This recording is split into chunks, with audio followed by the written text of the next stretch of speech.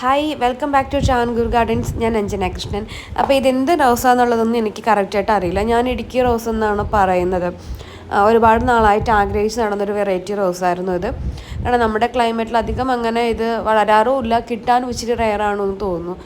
ഞാൻ ഒരുപാട് അന്വേഷിച്ചിട്ടുണ്ടായിരുന്നു, പക്ഷെ എനിക്ക് കിട്ടിയിട്ടുണ്ടായിരുന്നില്ല ഈ ഒരു റോസ്. അപ്പോൾ ഞാൻ പറഞ്ഞിട്ടുണ്ടായിരുന്നു ഞാൻ ഇടുക്കി മൂന്നാറിലാണ് അപ്പോൾ ഒരുപാട് വീടുകളിൽ ഇങ്ങനെ ഈ ഒരു റോസ് ഞാൻ കാണുകയുണ്ടായി.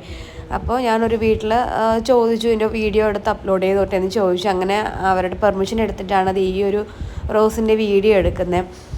ഇതൊരു ഓൺ റൂട്ടഡ് റോസാണ്. കൂടുതലായിട്ടും ഞാൻ ട്രാവൽ ചെയ്ത് വന്നപ്പോൾ ഇടുക്കിയിൽ മാത്രമാണ് ഈ ഒരു റോസ് കാണുകയുണ്ടായത്. ഇടുക്കിയുടെ മാത്രം സ്പെഷ്യൽ റോസാണെന്ന് തോന്നുന്നു.